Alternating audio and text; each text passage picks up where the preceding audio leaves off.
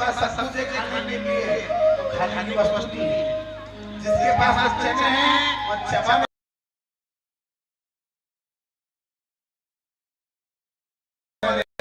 और जो चबाने वाले हैं वो चने नहीं। कोई बता किसी के पास पैसे की कमी है, किसी के पास लक्ष्मी की कमी है, धन की कमी है, धन में रहत दास, तो फिर थोड़े थोड़े सब दुखी, सब दुखी है। किसी को किस बात का दुख है, किसी को किस बात का दुख है, हमें भी साथ दुख रहता है, हमें भी दुख हो, चिंता मत करना, ये सुखी हो, हमको भी दुख है। अब शासन का प्रारंभ हो गई, अब 16 तारीख में काले भी नहीं क्या इनका बात में ठीक करा कहां के फोन कर रहा भाई के जैसे मैं पे कराया खाता 1 तारीख से प्रारंभ हुई, 7 तारीख को खत्म हुई, फिर टेंशन हुई भाई ये 10 तारीख से भगवान नहीं आ गए, सामने ने कहा आ जा बेटा ये अपने धाम में आ जा, यहां प्रारंभ हो। अब यहां से सीधा अब कहां, तो हर किसी को थोड़ा थोड़ा दुख रहता है। सुखी कौन है? जिसके मन मंदिर में राम बैठ गया, जिसके मन मंदिर में सावा सेठ बैठ गया, जिसके मन मंदिर में बाकी प्यारे बैठ गया, फिर वही सुखी, उसके बराबर कोई सुखी नहीं। नरसिंह मेहता के पास 56 करोड़ की संपत्ति आती साहब, धन में अगर सुख होता तो सुखी नहीं रहते, फिर क्यों लुटाई उन्होंने? धन में कोई सुख नहीं है, धन लुटा 56 करोड़ की संपत्ति लुटा दी, पास में फूटी कोड़ी न रखी, एक पैसा नहीं रखा, और फिर सुख काय में ढूंढा, राम भजन में ढूंढा, श्याम भजन में ढूंढा। उन्होंने कहा इस शरीर मन के क्या धोना है ना, तो अंदर की आत्मा को धो। इसलिए संत महात्मा कवि कहते हैं, बहुत सुंदर बात कही उन्होंने कि क्या तन मांझता रे एक दिन माटी में मिल जा,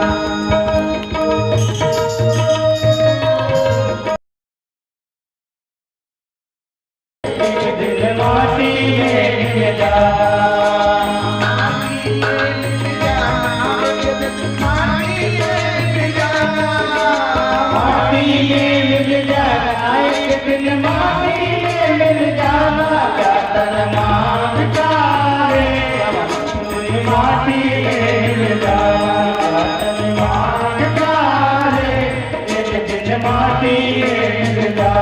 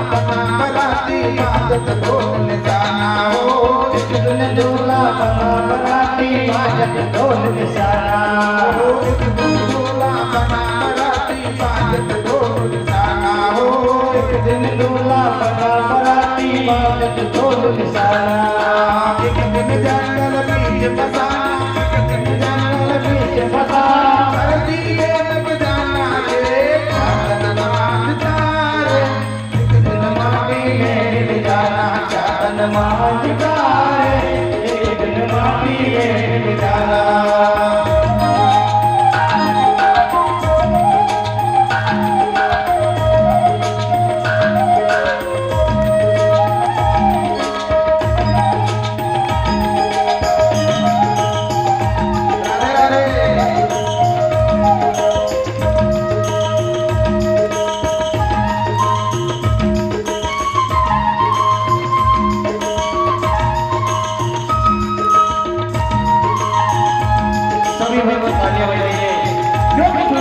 खुशी कई गम है और भगवान के भजन कार्य की वजह से जिसके हाथों में दम है।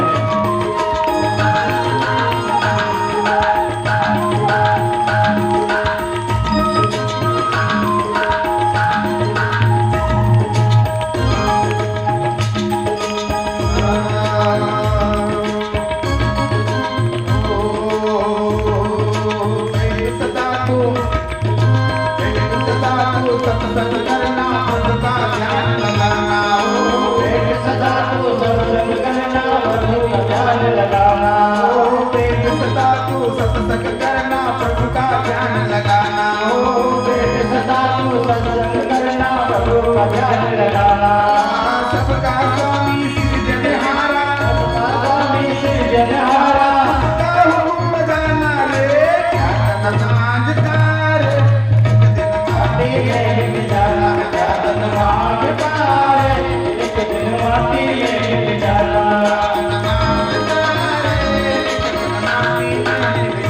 चादन मांझता रे, एक दिन माटी में मिल जाना। क्या कहते हैं कवि? कवि ने बहुत सुंदर शब्द कहे हैं पंक्तियों में। कवि कहना चाहता है कि मिट्टी का पुतला बना है कि क्षिति जल पावक गगन समीरा और पंच रचित अति अधम। ये पांच तत्व बना पृथ्वी, जल, अग्नि, वायु, आकाश, पांच तत्वों से शरीर बना हुआ है और ये किसी काम का नहीं है। ये मिट्टी का शरीर बना मिट्टी मिल जाएगा, इस शरीर की कोई वस्तु काम की नहीं है। ये जल करके राख बन जाएगा। 80 किलो का शरीर, 90 किलो का शरीर, 50 किलो का शरीर, 1.5 क्विंटल का शरीर, 1 किलो राख बन जाएगा और हवा में उड़ जाएगा। अरे साहब मंडल का उड़ के गया, ये फलाना सेठ का उड़ के गया, राग बन गई मिट्टी पर राग। तो इसका मतलब क्या है? राम का नाम है, श्याम का नाम है और वो बोलते हैं इसलिए संत महात्मा कवि कहते हैं क्या कहते हैं?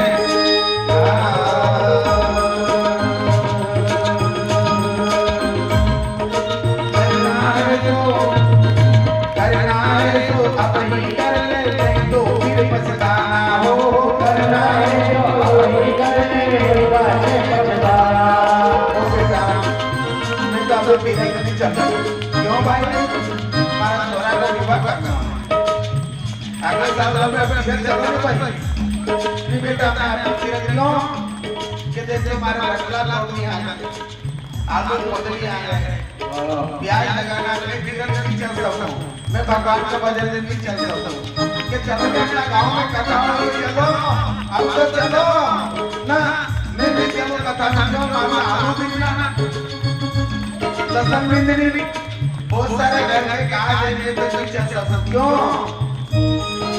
आज तुम नहीं कर पाए, अगली बार कर सकते हो ना। संत महात्मा कभी अपनी पंक्ति बहुत सुंदर करके क्या कहा उन्होंने?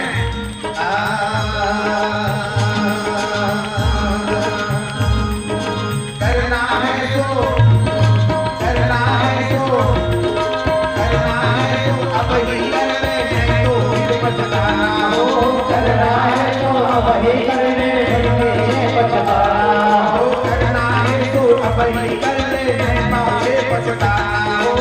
करना है तो वही करने पाछे पछताना। कहत कबीर सुनो भाई साधो, कहत कबीर सुनो भाई साधो, और साथियों कना नदी दम करके जाओ, कना नदी तो बच के चले जाओ, इसलिए क्या संत क्या कहते हैं अपने मन में, करना है तो करना है तो वही करने पाछे पछताना, करना है तो वही करने पाछे पछताना। करना है तो वही करने पाछे पछताना, करना है तो वही करने पाछे पछताना। कहत कबीर सुनो भाई साधो, कहत कबीर सुनो भाई साधो, कहत कबीर सुनो भाई साधो, कहत कबीर सुनो भाई साधो। मर्जी दे बन जाना रे, क्या करना मानता रे, एक दिन माटी में मिल जाना, मानता रे, एक माटी में मिल जाना। देखो हरिओम मरना, एक बात बताओ, मरना कौन नहीं चाहते, हाथ खड़ा करो देखो। भगवान राम भी नहीं रहे हो, भगवान कृष्ण भी नहीं रहे हो, वो भी धरा राम पैर वो भी गए,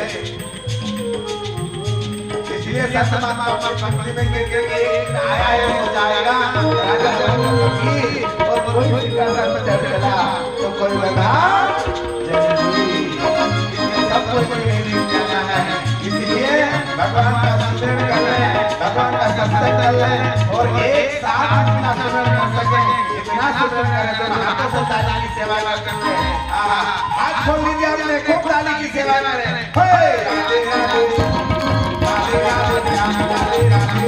राधे राधे राधे राधे राधे राधे राधे राधे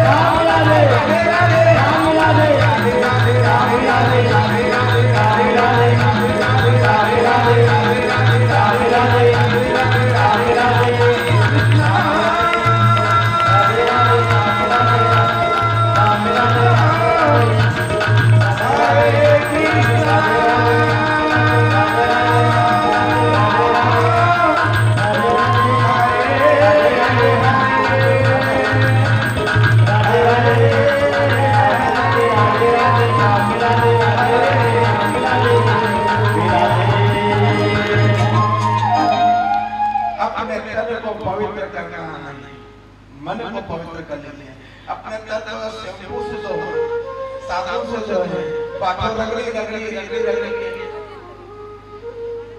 देखा ना इतना बड़ा पत्थर नहीं है, खूब किसी का अरे तुझे मरण कराऊंगे, तन तो मन के धोया, तन तो मन के धोया, पर मन को धोया नहीं तो जाए फिर, और जिसने तन न धोया और मन के धोया, किसी मन को धोया, इस आत्मा को धोया, अंदर जो मणिराम बैठा है ना उसको धो लो, उसको चमका लो, और जिसने मणिराम को चमका लिया उसका संसार का नाम अजय अमर हो गया। अच्छा आपसे कुछ लगा, आपका सासू मां का नाम खट पते तो आपसे पूछ लिया गया कि आपकी सासू मां की सासू मां कौन नाम, थोड़ा याद है, पर तीसरी सासू मां का नाम पूछ ले तो आपकी दद्या सासू की सासू पर सासू नाम बता, फिर जी नाम याद नहीं, क्यों वहां के तो मर्यादा ज्यादा दिन नहीं हुआ, ज्यादा 50 साल हो गए, 60 साल हो गए, अरे 100 साल हो गए, पर नाम याद नहीं है, क्यों नहीं है, क्या कारण है, जब पंडित जी तर्पण करवाते हैं, पूजा पाठ करवाते हैं, माँ के लो अपनी माता का नाम, परमाता का नाम, वृद्ध परमाता का नाम, अपने दादाजी का नाम, पिताजी का नाम, परदादाजी का नाम ले, 3 4 पीढ़ी के नाम ले, 2 पीढ़ी 3 पीढ़ी 4 पीढ़ी तक के नाम हम ले सकते हैं, उसके आगे हम नाम नहीं ले सकते, कारण क्या है उसका, परंतु मीराबाई आज गई क्या, सबको नाम याद है, नरसिंह में तो आज के गए क्या, सबको नाम याद है, क्यों, कि उन्होंने भगवान का स्मरण किया था, उन्होंने राम का स्मरण किया था, उन्होंने तन को नहीं धोया, मन को धोया, उन्होंने शरीर को नहीं धोया, घिस करके धोया, मन को धोया, अंदर की आत्मा को धोई, और जिसने आत्मा को धो लिया उसका संसार से मेरा पार हो गया।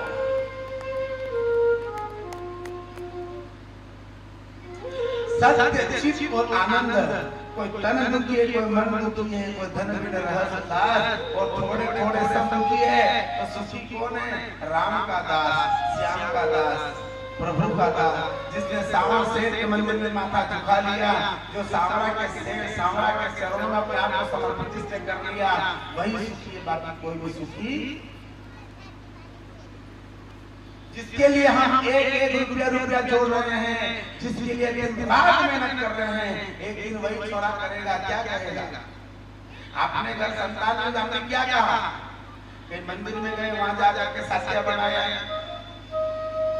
कहीं तीरथ में जाकर सासिया बनाया, कहीं भेरू महाराज की मान करे, कहीं सकस महाराज की मान करे, कहीं हनुमान जी की मान करे, कहीं भोले बाबा की मान करे। क्यों? कि सब हमारे घर छोरा आ जाए, और आज वही छोरा मान कर रहा है, हे भगवान हमारी जी के ले लीजिए, हमारी दादी जी के ले लेना, मैं घर जाके गीता का पाठ करूंगा, 5-11 छोड़ूंगा, मेरी दादी माँ अच्छी जल्दी जल्दी मर जाएगी। आप संतान को संसार में डालने के लिए भगवान की मान आनंद कर रहे, सत्संग की कथा कर रहे, गीता भागवत करा रहे हो, और आज संसार से आपको विदा करने के लिए छोरा मान कर रहे हैं। गीता जी का पाठ कर रहा है, लाल साहब आपन जनता के उद्धरो कि दादी माँ गीता जी सुना, हजाते मरे में धंधों करते 5-11 छुड़वाइए साहब।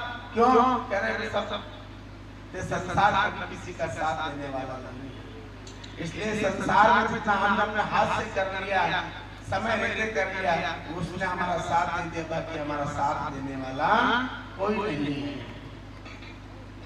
आज परम पिता इसलिए संत कहते हैं कि करना है सो अभी कर ले, नहीं तो पाछे पछताना। कहत कबीर सुनो भाई साधु, साधु कौन है? अंदर की आत्मा को कह रहे हैं वो संबोधित करके कि कहत कबीर सुनो भाई साधो, कर सीधे पग जाना रे।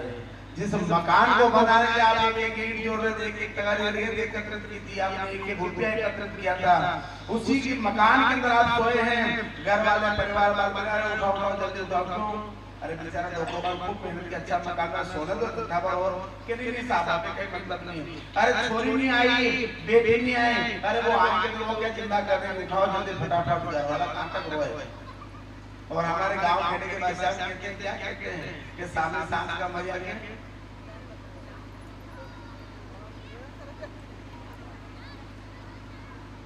कहते कि नहीं कहते कि साहब आप जल्दी कर लो, विदा करो, अब समझ लेना अपने आप लोग। बोली द्वारिकाधीश की जय, सावण सेठ की जय। जिस किसी ने परमात्मा के श्री चरणों में आपको समर्पित किया, गुरु गोविंद के श्री चरणों में आपको समर्पित करते हैं, नारायण उनकी सारी मनोकामनाएं पूर्ण करते हैं। द्वारिकाधीश परमपिता परमात्मा उनकी सारी मनोकामनाएं पूर्ण करते हैं। सच्चिदानंद रूपाय विश्वोत्पत्त्यादि कविता पुत्र विनाशाय श्री कृष्णाय वयं नमः। जिसने परमपिता परमात्मा के श्री चरणों में आपको समर्पित कर दिया, उनके जीवन का कल्याण हो गया। आज तीर्थ के अंदर इत्यादि ऋषि गणमान्य बैठे हुए हैं और भगवान का सिमरन कर रहे हैं। इस संसार के अंदर कलिकाल संत महात्माओं के हृदय के अंदर वास करते हैं, वो घूम रहे हैं, वो चिंतित हो रहे हैं कि संसार को उद्धार कैसे होगा, इस संसार का कल्याण किस प्रकार से होगा। वहां पर सुत जी महाराज आकर के भागवत महापुराण का वर्णन करते हैं, और भागवत कथा अनेक राजा परीक्षित जी महाराज गंगा का कर करते हैं आनंद नामक तट के ऊपर, और उन्हें ज्ञान दे देते हैं। धुंधकारी बांस के अंदर बैठा हुआ है और गोकर्ण जी महाराज ने कथा श्रवण करा रहे हैं। इत्यादि ऋषिगण महात्मा नैमिषारण्य तीर्थ करके विराजमान हैं। और सुत जी महाराज उनको ज्ञानोपदेश दे रहे हैं। भोले बाबा पार्वती मैया को अमर कथा सुना रहे हैं। भागवत कथा एक जगह नहीं, अनेक चल रही है। ज्ञान भक्ति वैराग्य को मोह उत्पन्न हो गया। नारद जी महाराज को ने बचाने की चेष्टा की, परंतु उन्होंने गीता का पाठ किया, रामायण का पाठ किया, वेद का पाठ किया और कहते गीता पाठ में मुर्मु गीता जी का कई बार पाठ हमने सुनाया था, उन्हें चेतना ना आई।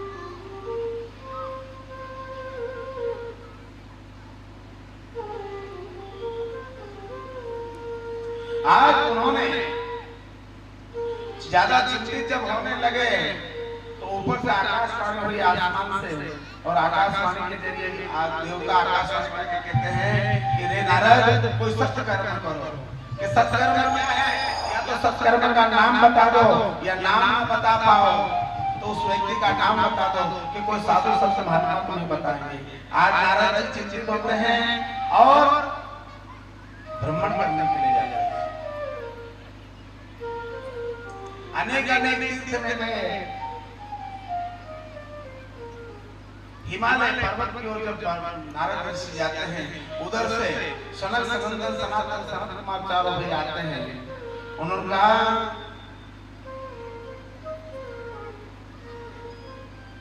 कि नारद ऋषि आप तो भगवान के मानस पुत्र हैं ब्रह्मा जी के, और आप इतना चिंतित होकर के जाएंगे कि कलिकाल के अंदर से भक्तों का क्या होगा।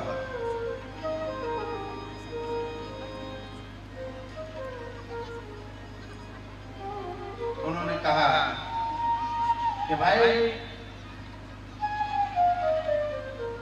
ज्ञान भक्ति वैराग्य को मैंने गीता पाठ सुना, वेद पाठ सुना, हमने मुक्ति ना आई, चेतना न मिली। मैं क्या करूं?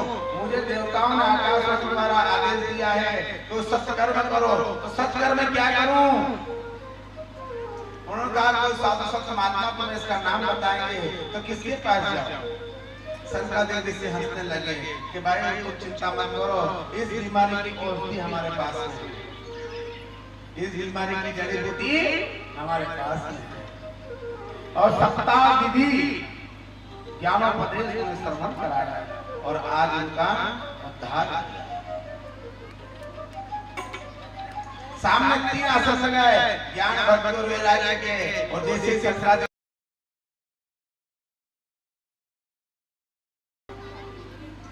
वो कहने लगे,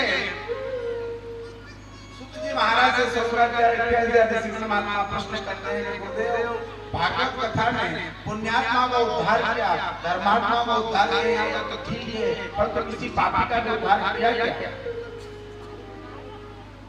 भाई जो भागवत कथा है ये तो किसी सज्जन का उद्धार कर दिया, पर तो किसी पापी का उद्धार किया क्या? आज उन्होंने कह दिया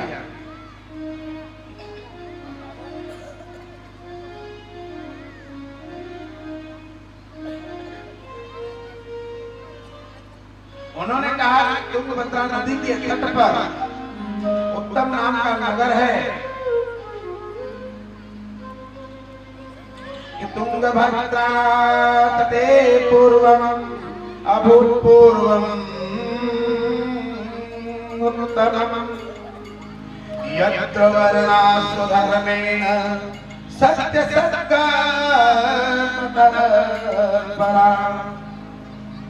तुंगभद्रा नदी के तट के किनारे उत्तम नाम का नगर है। आत्मदेव नाम के ब्राह्मण रहते हैं, उनकी पत्नी का नाम है दुंदुरी देवी। उनके यहाँ कोई संतान नहीं है। देखना पड़ोसी अच्छे वाले भाग्यशाली व्यक्ति को मिलते हैं, अच्छे धर्म कर्म वाला वहाँ के अच्छा पड़ोसी मिले। खेत के पड़ोसी चाहे घर का पड़ोसी, ज्यादा सुख प्राप्त हो तो पड़ोसी से प्राप्त हो, और ज्यादा दुख प्राप्त हो तो पड़ोसी से ही हो। कहीं घर के सामने झाड़ू निकालने में लड़ाई,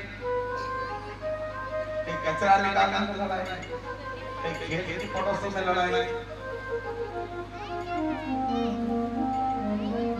आज यहाँ जो आप आत्मदेव जी नाम के ब्राह्मण के जो पड़ोसी है ना, वो सब ताना देने लगे, अरे तुम्हारी यहाँ तुलसी का बेवा लगा के वो सूख जाता है, गौ माता की सेवा करते गौ माता कोई बचा बचिया नहीं है,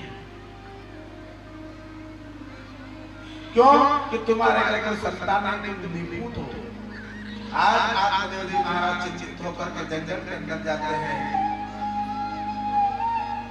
साधु महाराज आए, उनके सिर चढ़ कर प्रणाम किया। संत महात्मा ने कहा क्या बात है, ऐसा तो संतान नहीं है। उनका संतान से कोई थोड़ी होती है, मुक्ति तो भजनों से होती है।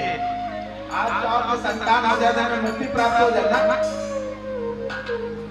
नहीं तो सिर्फ छोरे वाले सब कहते थे हमें भजन करते क्या जरूरत है, ये हमारे घर छोड़ा हो जाएगी हमें तो मुक्ति, परंतु संतान से मुक्ति प्राप्त नहीं होती है, संतान से तो दुख प्राप्त होता है। आज कलिकाल के अंदर देखो आप घूम करके, संतान वाले को सुख प्राप्त है क्या, छोरे वाले को सुख प्राप्त है क्या? मुश्किल से 30% ऐसे व्यक्ति होंगे जिसको छोरे से सुख प्राप्त होता है, बाकी 70% ऐसा है कि छोरे से सुख प्राप्त नहीं होता। माँ बाप को नहीं कहते रोने वाला बेटा अच्छी परसेंटेज देना ना, 70 कम तो नहीं और बढ़ाना भी तो आपको। अरे नहीं था, कुछ दिन तक बेचारा ऐसा भाग्य में नहीं हुआ और मर गया, बस अब नसीब का चला गया। परंतु संतान होने के बाद में पूरा जीवन भर रोना है, कभी किसके लिए, कभी किसके लिए, कभी किस बात के लिए। और आज वही संतान हर घर के हर वस्तु का बंटवारा करता है, जमीन जायदाद का बंटवारा करता है, सोना चांदी का बंटवारा कर देता है, मकान के अंदर दीवार खींच देता है, तो बूढ़ी माँ बैठी है कोने में, उसकी तरफ किसी का ध्यान नहीं है। बड़ी बहू कहती है वो वाला खेल लेना, छोटी बहू कहती है इधर वाला मकान लेना, तो दोनों बहुएं ना दोनों में ये ध्यान देते मेरी बूढ़ी माँ की बेटी है, इसका क्या ख्याल करेंगे, इसके बारे में क्या, इसका क्या होगा ना, उसकी तरफ किसी ने नहीं देखा। आत्मदेव जी से कहा कि बेटा संतान को क्या करेगा, संतान को सुख प्राप्त होता है। उन्होंने कहा महाराज आपके पास तो संतान है, आप हमें भी कह रहे संतान को सुख प्राप्त नहीं होता है, आप हमें संतान दीजिए तो हम आपके चरणों में अपने प्राण त्याग देंगे।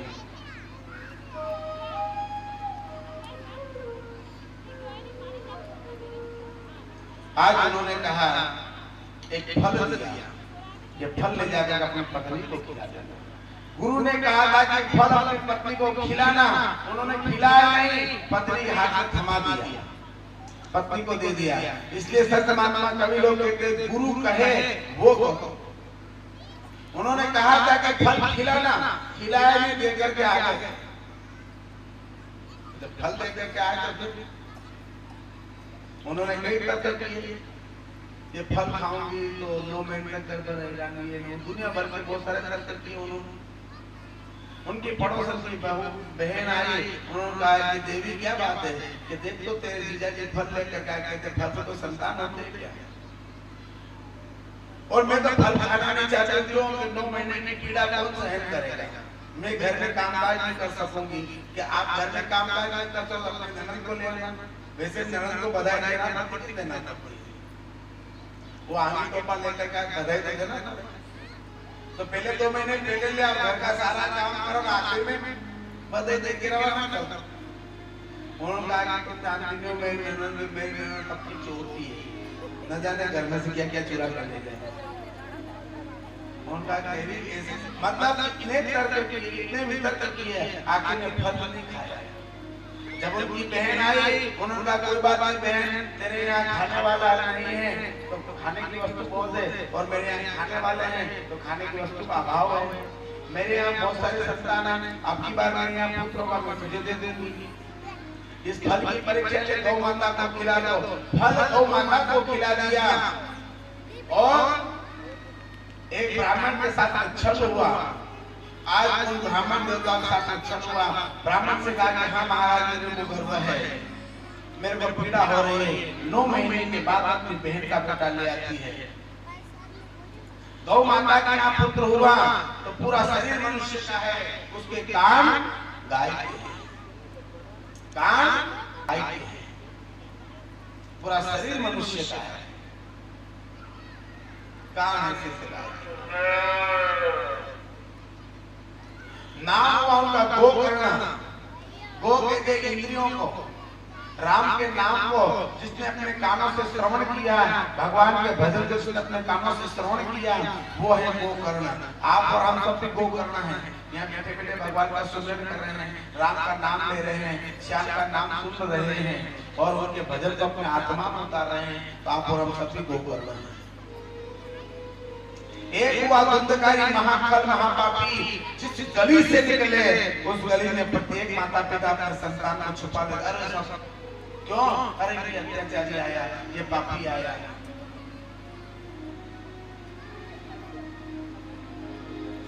वो किसी के बच्चे को धक्का मार दे, किसी को पत्थर मार दे, किसी को पकड़कर कुएं में धकेल दे, चिंतित होने लगे। आज बड़ा होगा कि जुआ सट्टा शराबी हुआ, पिता ने बहुत समझाया न समझा। आज संत ने उस दिन कहा था ठोकर लगी तो अकल आई, ठोकर खा के ठाकुर बाबा जी आज ठोकर लगी, अकल ठिकाने आई और जंगल में गए। गोकर्ण जी महाराज ने ज्ञान दे दिया, भागवत माता के दशक स्कंद का पाठ करके भगवान के धाम को प्राप्त हुए। माँ को परेशान किया तो माँ रात के अंधकार में भागी और कुएं में गिर करके मर जाती है। बोल सावन से आज वो 5-5 वेश्याओं को लेकर के अपने घर के लाकर के स्नान प्रदान करता है। अब वेश्या जो होती है धन की पुजारी होती है, और साहब उनकी भी 5 पत्नी, आपकी और हमारी भी 5 पत्नियां हैं। हर व्यक्ति की 5 पत्नी है। ये धुंधकारी अकेले की बात नहीं है, आप और हम सब की बात है। वो 5 पत्नी कौन है? काम क्रोध मद लोभ मोह नाट नरक के पन। जो कामी व्यक्ति है, जो लोभी व्यक्ति है, जो क्रोधी व्यक्ति है, जो अहंकारी व्यक्ति है, वो 5 पत्नियों का पति है। क्यों? काम क्रोध लोभ मोह अहंकार के अंदर गिर गया और वहीं पे उसका जीवन खत्म हो गया। आज वेश्याओं को तो धन चाहिए, जब धन नहीं मिला तो उसे राजा के यहाँ से बहुत सारा धन लाया, तो धन को उन्होंने स्वीकार कर लिया और रात के अंधकार में उसे सोते हुए को बांध दिया रस्सी से, और जब पानी पानी चिल्लाने लगा तो उसके मुख के अंदर अंगारे डाले और उसको मार दिया और मार करके वहीं घर में गाड़ करके वेश्या तो चली गई। गोकर्ण जी महाराज आए तो कभी भैंसा बन करके, कभी बाड़ा बन करके, कभी बकरा बन करके, कभी उल्लू बन करके अनेक अनेक आवाज निकालता है और उन्हें डराता रहता है। गोकर्ण जी महाराज ने हाथ में जल लिया, शंकर को बोला कमंडल से जल लेकर के कि जो प्रेतात्मा सामने प्रकट हो, उनका भाई भी तुम्हारा भाई नहीं धुंधकारी, कि अधोगति में क्या मैं अधोगति में प्राप्त हुआ हूँ, कि मैंने तेरा तो गया ने श्राद्ध किया था, गया जी ने जाकर के श्राद्ध किया था। उन्होंने कहा कि गया श्राद्धे सतम नास्ति, गया में एक बार श्राद्ध नहीं 100 बार तुम श्राद्ध करोगे तो मेरा उद्धार होने वाला क्यों नहीं? क्यों? कि मैं तो ब्रह्म प्रेरित हूँ, ब्रह्म के साथ मेरा उद्धार होने वाला नहीं है। मैंने ब्राह्मण के कुल में जन्म लिया और मुक्ति के मार्ग पे नहीं गया, पाप के मार्ग पे गया, अधर्म के मार्ग पे गया, अन्याय के मार्ग पे गया, वेश्यावृत्ति की, चोरी की, जुआ खेला, सट्टा खेला, अब मेरा उद्धार होने वाला नहीं है। और ये भागवत महापुराण की ऐसी महिमा है साहब कि भागवत महापुराण से आप धुंधकारी का भी उद्धार हो जाता है। बोली भागवत महापुराण की जय। ये भागवत माता की ऐसी महिमा है, और जिस किसी ने भागवत माता की महिमा को प्रणाम किया, भागवत माता के श्री चरणों को प्रणाम किया, उनके जीवन का उद्धार हो गया। बोली सावन सेठ की जय। उस सावन सेठ के श्री चरणों में अपने आप को समर्पित करते हैं, गुरु गोविंद के श्री चरणों में अपने आप को समर्पित करते हैं। हे सावलिया, तेरे श्री चरणों में अपने आप को समर्पित करता हूं। क्योंकि आजकल तो कलयुग चल रहा है और कलयुग के पापों से सचेतने के लिए हमें धर्म का सहारा लेना पड़ेगा, राम के नाम का सहारा लेना पड़ेगा और जिसने धर्म का सहारा लिया उसका उद्धार हो गया। आज तो कथा का प्रथम दिवस था, इसलिए थोड़ा सा समय का अभाव भी रहा। कल से कथा का जो समय है वो हमारे पंडित जी आपको अनाउंस के द्वारा बता देंगे कथा के बाद में। और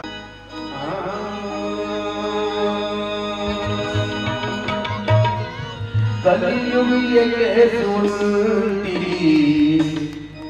गंगा बहा रहा है, कलयुग ये सुनती गंगा बहा रहा है, कलयुग ये सुनती गंगा बहा रहा है, कलयुग ये सुनती गंगा बहा रहा है। माता पिता को बेटा श्रवण नहीं कहा, माता पिता को बेटा होकर लगा रहा है, माता पिता को बेटा होकर लगा रहा है।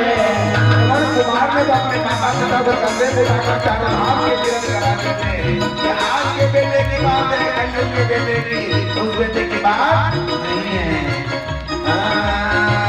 माता पिता को बेटा होकर लगा रहा है, माता पिता को बेटा होकर लगा रहा है। गंगा बहा रहा है, कलयुग ये सुनती गंगा बहा रहा है। माता हो पिता होकर लगा रहा है। माता पिता को बेटा होकर लगा रहा है। सभी भाइयों के साथ में सेवा करना हो।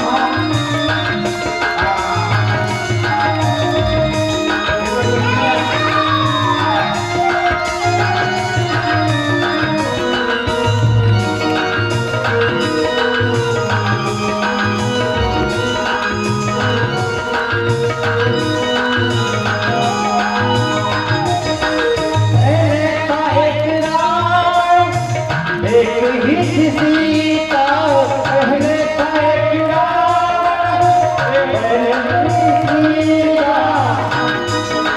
पहले था एक रावण, एक ही सीता।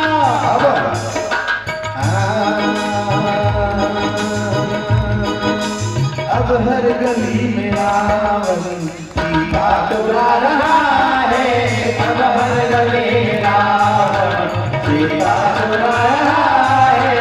कलयुग में सुनती गंगा बहा रहा है, कलयुग में सुनती गंगा बहा रहा है। कलयुग गंगा बहा रहा है, कलयुग में सुनती गंगा बहा रहा है। माता पिता को बेटा होकर लगा रहा है, माता पिता को बेटा होकर लगा रहा है।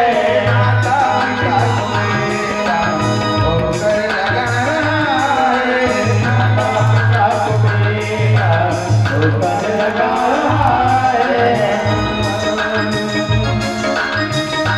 कर दो हर एक बहन से अब तो सतर्क रहना, कह दो हर एक बहनों से अब तो सतर्क रहना।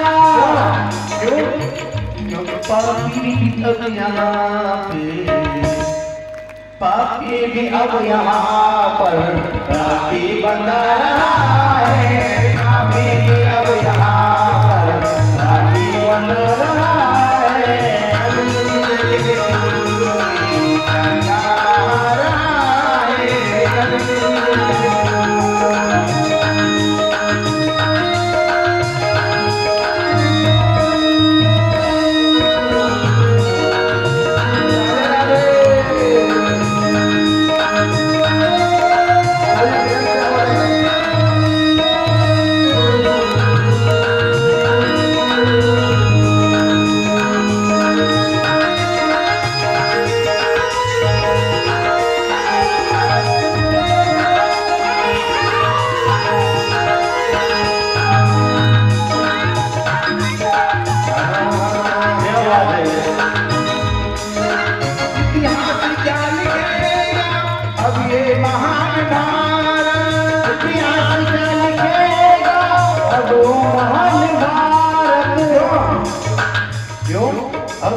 गली में अर्जुन रिक्शा चला रहा है, अब हर गली में अर्जुन रिक्शा चला रहा है।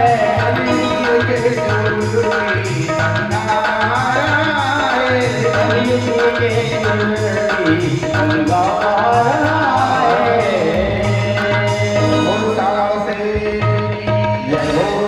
कलयुग का असर उस भक्त के ऊपर होता है जिसके ऊपर राम का हाथ है, जिसके ऊपर सावन से का हाथ है, जिसके ऊपर भागवत माता का हाथ है।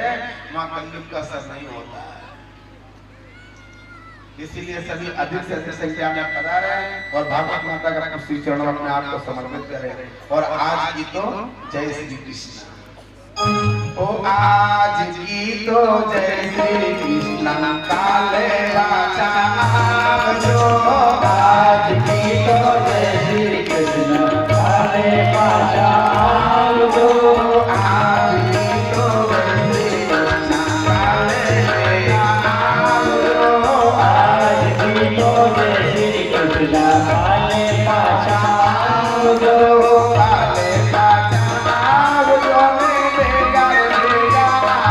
जो काले वाचे आओ जो ले बेगा बेगा जो आज की तो जय श्री कृष्ण, काले वाचा जो आज सबको जय श्री कृष्ण, काले वाचा जो अच्युतां केशवं राम नारायण, सत्यम केशवं राम नारायण, कृष्ण दामोदरं वासुदेवं हरे, कृष्ण दामोदरं वासुदेवं हरे, श्रीधरं माधवं गोपिका वल्लभं, श्रीधरं माधवं गोपिका वल्लभं, जानकी नायकं श्रीरामचन्द्रं भजो, जानकी नायकं रामचन्द्रं भजो, राधिका नायकं श्रीकृष्णचन्द्रं भजो, राधिका नायकं श्रीकृष्णचन्द्रं भजो, पार्वती नायकं श्रीशूलपाणिं भजो,